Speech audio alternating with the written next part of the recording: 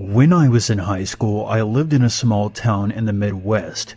I worked at a historic, but failing, dual-screen theater. Unfortunately, the building itself was on its last leg, and the interior cosmetic renovations hadn't been made since the mid-80s, when a wall was built over the original stage and converted into a cinema. However, I adored the building, and was deeply saddened by its decrepit state. Many of the locals didn't care much for the theater once they started showing movies, and business dropped enormously from then to when I was employed there in 2007. Most of my shifts I barely saw more than a dozen people for each showing, if that.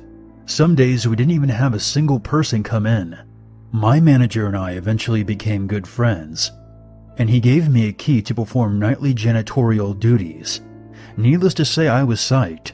I loved the idea of coming in after hours to work and try to make the theater look more presentable, and not a typical smelly discount shithole. I would purchase cleaning supplies myself, and brought my mom's vacuum in because the theater didn't have one. I tried as much as a 17-year-old could to make the place more attractive, because it seemed everyone else gave up on her. One Friday night at around 12 a.m., I decided to borrow my uncle's steam cleaner to clean up the seats in the second theater. It was a lengthy task, but I had just got done smoking a joint with a buddy, and I had no issue finishing my night off listening to music and cleaning with a buzz. I entered the theater as usual and began completing petty tasks before tackling the big job. Eventually, I entered the second theater and experienced a very uneasy feeling. I have never felt uncomfortable in there before, but for some reason I couldn't shake this pressing feeling on my chest. I assumed I was a little panicky from the pot. I turned my music down and started getting to work to try and get my mind off it. I had my back facing the screen and was scrubbing the second to last row near the exit when I suddenly heard a lot of rustling coming from behind the screen. This didn't come as much of a shock, considering that we've had pest issues in some of the storage rooms behind the screens. Thinking it was a raccoon trying to hide after hearing the drowning noise of my steam cleaner, I continued on and didn't pay much mind to it, until the rustling became very distinct.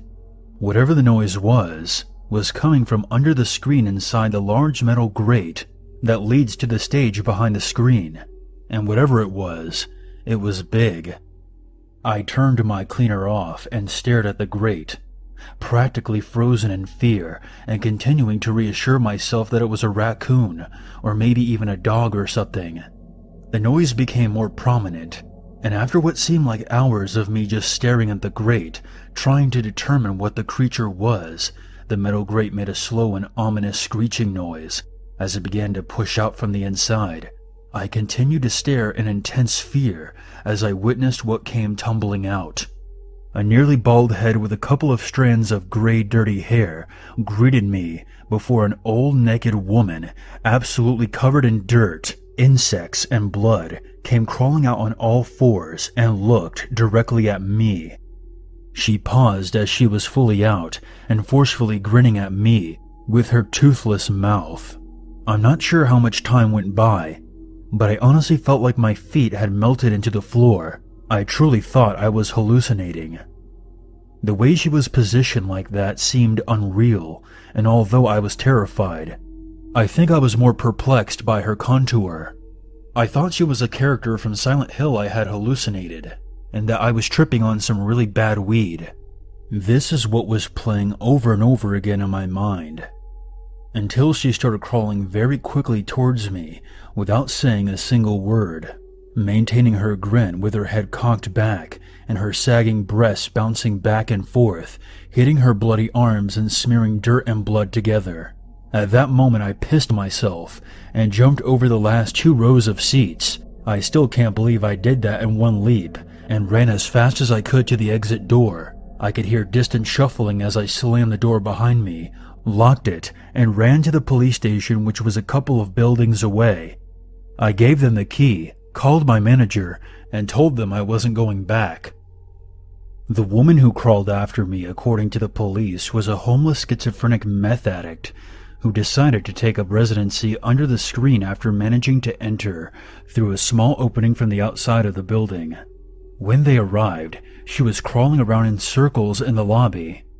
It appeared to them that she had been staying there for at least a week to shoot up meth, and she more than likely watched me on my janitor days, grinning that toothless grin as I swept away, unaware of her being there. It was definitely the absolute scariest moment of my life, and needless to say, I stopped coming in by myself to clean up. Since then, the place has closed and is completely boarded up. I miss it greatly, but whenever I come back to the area, I still wonder if she's sleeping in there.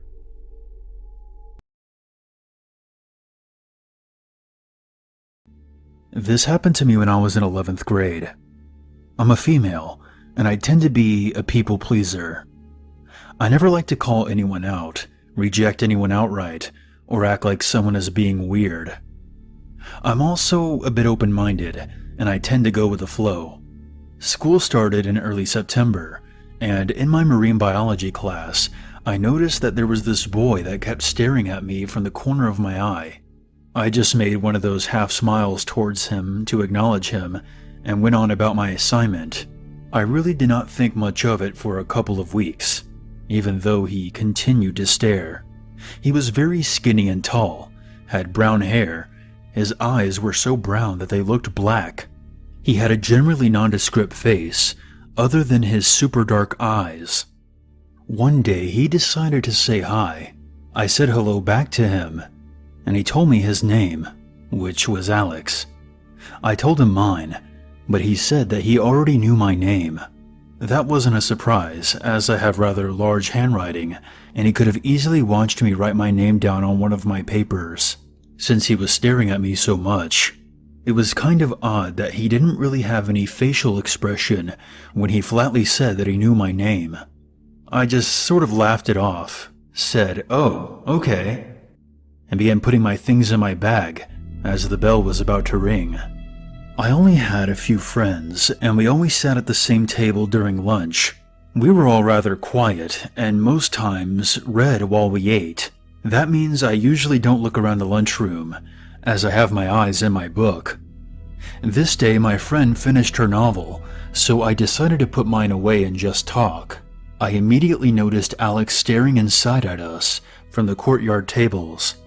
He never seemed to be embarrassed that I noticed him. I showed him to my friend and told her about my class with him. She found it to be super creepy, but I said he's probably harmless and was just socially awkward. I arrived in marine biology a little early later that day, and so it was just myself, Alex, and one other girl for about 10 minutes. I did that half smile at Alex, and then decided to break out my book and start reading again. He had his hands folded over his mouth and was staring again. This time, it just felt awkward, because we were basically alone now. I glanced over at him and kind of raised my eyebrows, as if to say, "Yes?" He looked me up and down very slowly, and I asked him if he was okay. He said yes, and that he was just inside of his head, thinking, "Okay, whatever, that's fine." The next day at lunch, there was a little piece of paper on the table that we sat at. It had my name on the front. Not just my first name, my first and middle name. I opened it, and it said something like, "I wonder what your asshole would look like with a PVC pipe shoved up it." What the fuck? I looked around. I didn't see Alex, but I immediately knew it was him. I was very scared to come to class later that day, but he wasn't there. I felt a lot better about not seeing him. The note itself was gross and embarrassing. I didn't want to show any administrators because of that, so I just threw it out. I went to the bus area at the end of the day, like usual, but this time, I noticed Alex leaning on one of the pillars with his backpack on one shoulder. I literally felt chills down my spine when I noticed a white PVC pipe poking out of the top of his backpack through the zippers. I didn't give him any reaction to my knowledge, even though I'm sure he had watched me read the note. The next morning, I made an appointment with a counselor and had my class changed. She was very reluctant to do that for me, because we were already in the school year well over a month and a half, but I think since I have a history of good grades and behavior, she helped me out. I spent the rest of the year avidly avoiding him. He kept staring at me at lunchtime, and one time he took photos of me at the bus area without my consent. Even though it was against school policy, I got some pepper spray for when I get off at my bus stop.